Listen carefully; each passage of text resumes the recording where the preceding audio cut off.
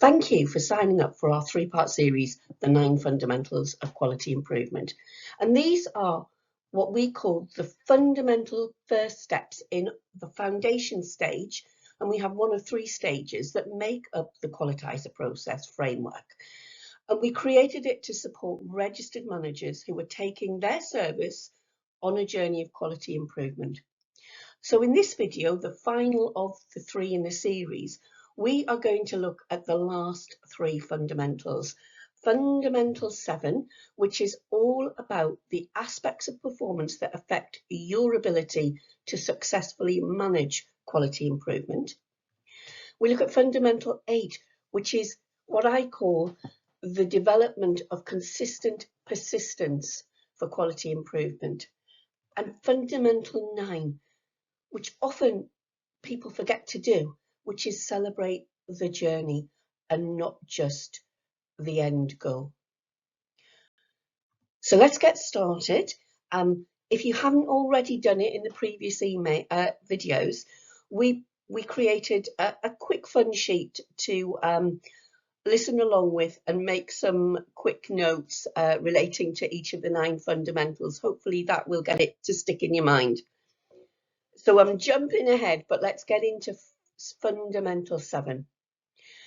And I think there are 5 aspects of performance that affect your ability to successfully manage quality improvement.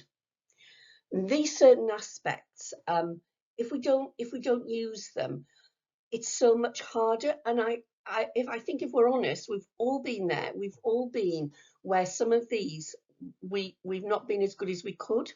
And I'm going to go through 3 of them.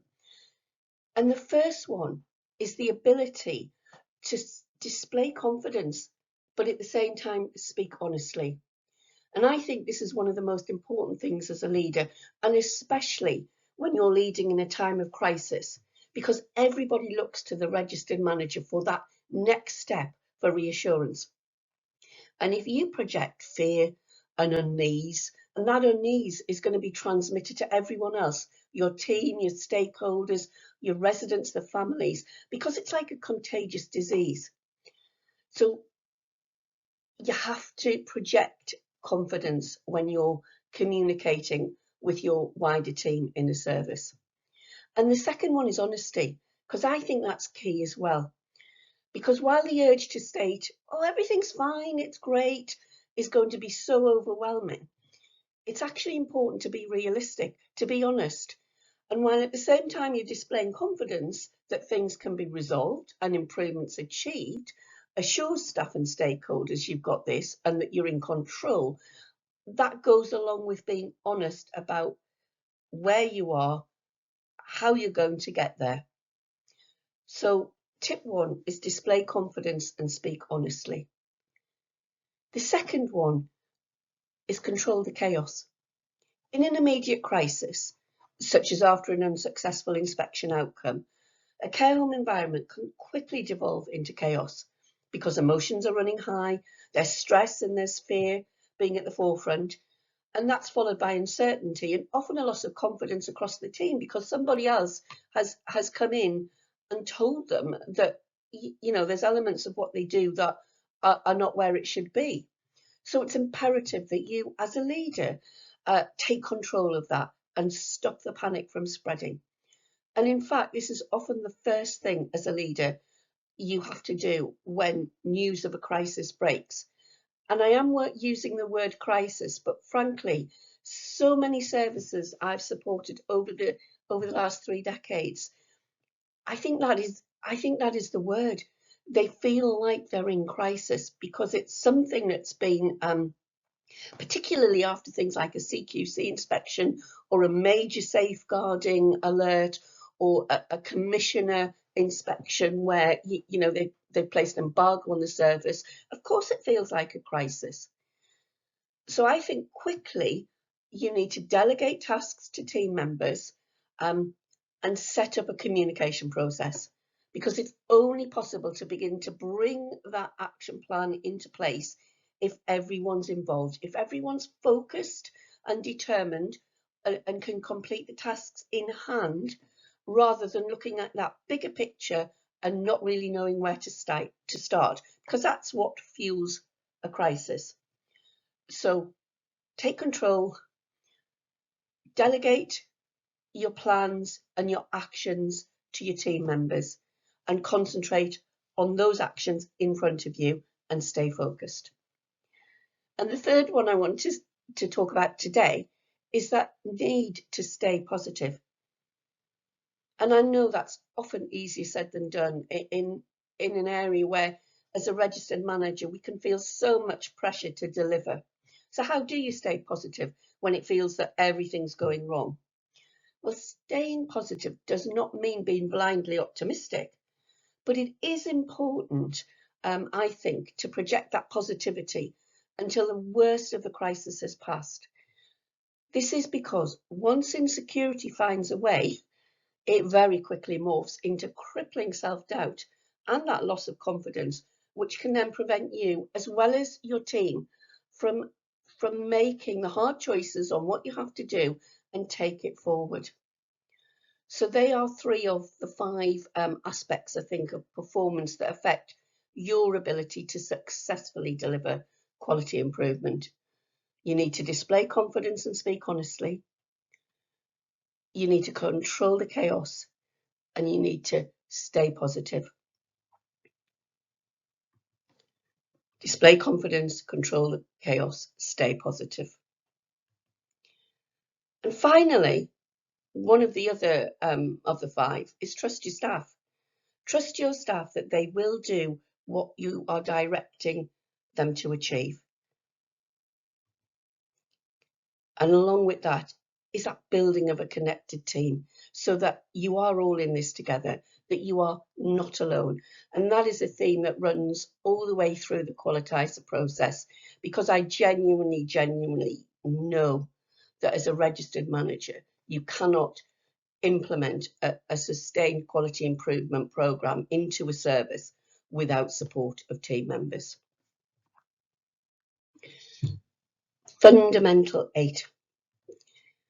I love this. I really love this. It's developing consistent persistence, because I think it's an integral part of managing a care home improvement process. Each day, each week, each month, you have to undertake the actions that you've planned to maintain the momentum towards the desired outcome. But consistent persistence is a skill in itself, because often the reason you may be struggling to be consistent is that you're focused on the outcome rather than the process. Now, clearly the outcome's important, but if we become fixated on outcomes, I promise you it will slow progress towards it. The reason any outcome compelling enough to excite you is probably one that you won't achieve without hard work and dedication over a longer period of time. So without certain processes in place to help us, most of us aren't able to maintain the effort needed to accomplish the outcome. Being present in the moment is often the strongest tool you have to maintain consistent persistence. And in the simplest terms, being present means being fully engaged in the specific task at hand, because jumping from one task to another wastes mental, spiritual, and emotional energy, and it absolutely reduces your effectiveness. I'm not a lover of multitasking. So, for example, if you're reviewing a care plan, review the care plan from the start of the file to the finish of the file. Because if you get distracted and you go and pick up somebody else's care plan because you've seen a risk assessment that isn't right, and I know that May Brown has the same care need. What if her risk assessment's not finished properly? And then you pick up another file and then you look at that, and suddenly you're down a rabbit hole, and nobody's care plan has been completed from a review and audit point of view. So I have probably one of my favourite tips that I've shared time and time again with services, with team members, with managers. Don't let the easy become the hard. Don't let the easy become the hard. Now, put simply, there are certain tasks that on their own seem so easy. Checking the Marshall charts have no missing signatures, for example, or completing the care file order I've just talked about. But the problem arises when the easy tasks you plan to get done are put off till tomorrow. Because tomorrow comes, you've got another busy day, and that results in a further put off. You get where I'm going with this, don't you? So by the end of the week, you've gone from needing a 20-minute slot per day, for instance, to complete one audit on a care file, to having 5 20-minute slots. This is where I can introduce you to the compound effect of consistency. Taking consistent, tiny micro actions pave the way for consistent quality improvement. So for instance, using that example, care files, we all know care plans, care files need auditing regularly. And as a manager, you should be doing 10% of your service users' care files a month. So if you've got 50 residents, you should be doing 5. If you've got 90, you should be doing 9. But here's the thing, it's often one of the most common areas of concern picked up in inspections. And it's not unusual when I go to support services that all 50 files, all 90 care files need to be reviewed and updated because they were not person-centred, because the risk assessments weren't reflective of current needs, etc., etc. Doing one a day is quite doable.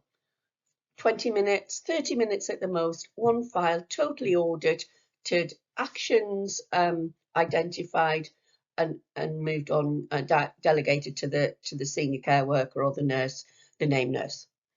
Doing one a day is easy. Doing 5 at the end of the week because you haven't managed to do it is hard. Doing 10 at the end of a fortnight because you've been so busy and haven't had a chance to look at any is not doable. And time runs away with us so much when we're in a period of quality improvement. Often that 12-week period is what's given to us. You go through 4 weeks of it, and I've seen it so many times, 4 weeks down the line and no care files have been audited fully. It means you've only got 8 weeks left, and then suddenly you've only got 4 weeks left. So please, if you don't implement anything else, implement the compound effect of consistent persistence in your care home. I mentioned files, but it can be medication audits, it can be HR files, anything that in themselves are small tasks, but that are done daily. Absolutely implement the compound effect. So that's fundamental 8. It's probably my favourite one. And fundamental 9, that final fundamental in our series, is celebrate the journey. I remember seeing a post on social media about, well, probably a couple of years ago now, it's still with me, where there was this whole debate on social media that you shouldn't celebrate until you've achieved the good or the outstanding. I absolutely disagree with that. You've got to start by asking, what is the image of success that you've got in your mind? When you have a good rating across all standards, when you achieve an outstanding rating across all standards, when your care home's full, when your home care service is delivering 1,500 hours a week, 3,000 hours a week. We might think that success means able to achieve certain outcomes, but what about the successes on the journey? And the things that go unseen, such as the accomplishments of specific tasks within that action plan. I think often care home managers move through that quality improvement process and never actually celebrate success along the way.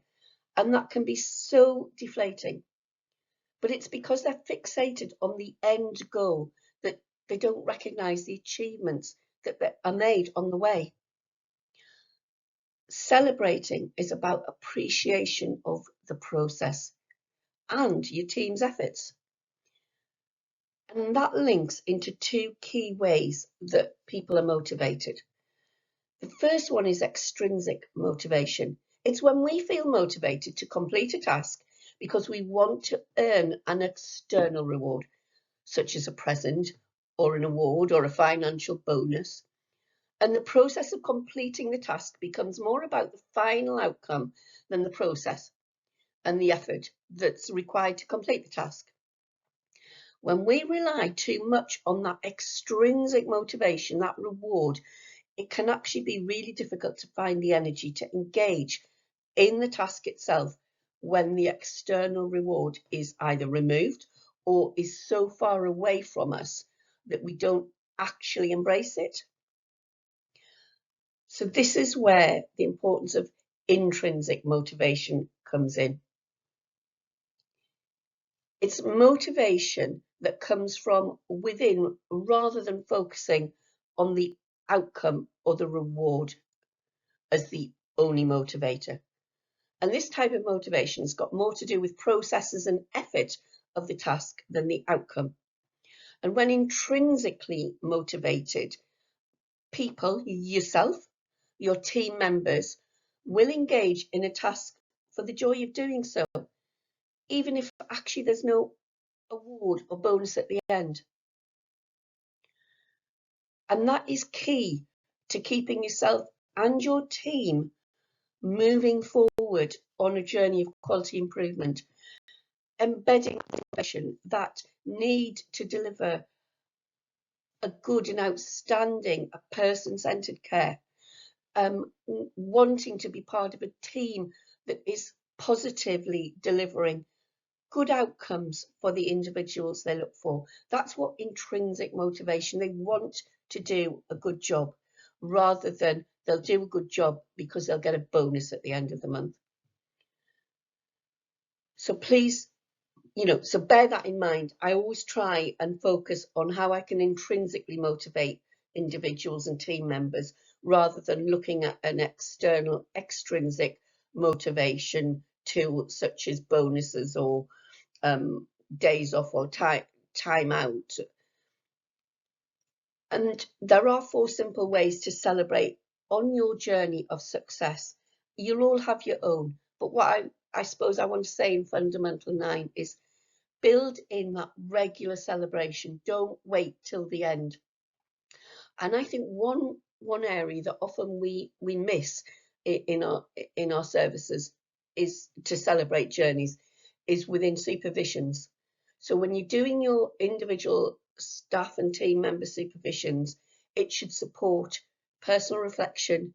It should support how they engage the team with the process of quality improvement. And it should be really emphasising how they are present in the now. We're looking at what we're doing now and not what we might be doing in 6 months' time. So that's Fundamental 9. So I would ask that you if you don't do anything else from Fundamental 9, it's look at how you can celebrate on your journey of quality improvement. And every service and every team is different. So I don't sort of prescriptively say, well, I think you should have parties or days out or afternoon teas. We've all got our own way of celebrating. But what I would say is, what do you do to celebrate the small wins? And we do go into that in more depth actually in the Qualitizer Process Framework programme with our managers.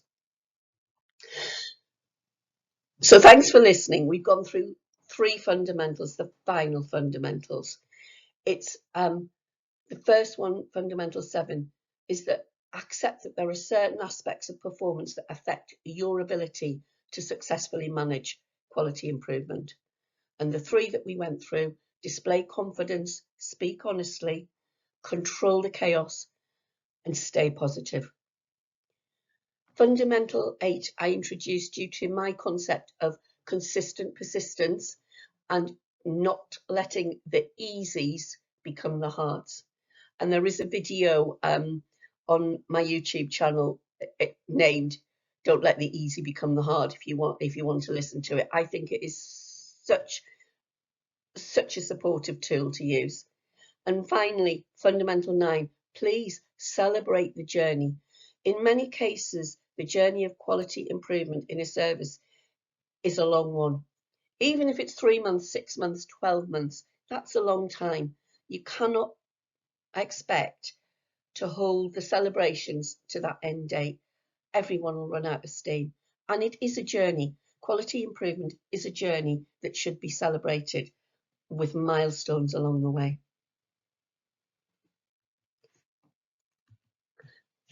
So thank you for getting to the end of the third video in the 9 fundamentals of quality improvement.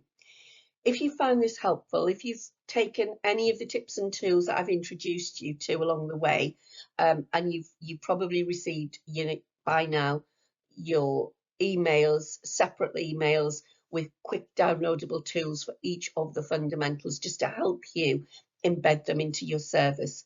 If this has been helpful, we do a lot of freebies on our Facebook page and through our website, so go check us out there.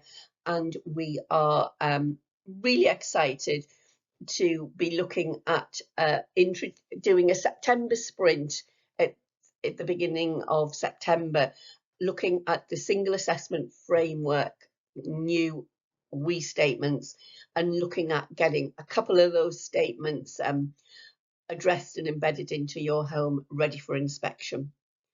So again, thank you so much for listening to this video, and hopefully I'll see you in the September sprint.